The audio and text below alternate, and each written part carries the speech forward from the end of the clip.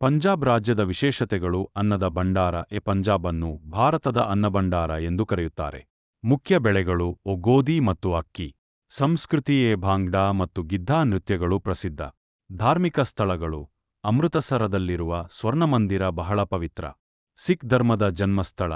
ಪಂಜಾಬ್ನಲ್ಲಿ ಅನೇಕ ಗುರುದ್ವಾರಗಳು ಇವೆ.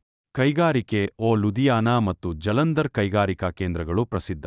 ಹಬ್ಬಗಳು ವೈಶಾಖಿ, ಲೋಹರಿ, ಗುರುಪುರಬ್ ಹೀಗೆ ಹಬ್ಬಗಳು. ಸೈನಿಕ ಸಮಾಜ. ಬಹಳಷ್ಟು ಸೈನಿಕರು ಪಂಜಾಬ್ನಿಂದ ಸೇನೆಗೆ ಸೇರುತ್ತಾರೆ. ಆಹಾರ ಪದ್ಧತಿ ಮಖನಿ ದಾಲ್, ಸರ್ಸೊಂ ದಾ ಸಾಗ್, ಮಕ್ಕಿ ದಿ ರೋಟಿ, ಲಸ್ಸಿ ಬಹಳ ಜನಪ್ರಿಯ.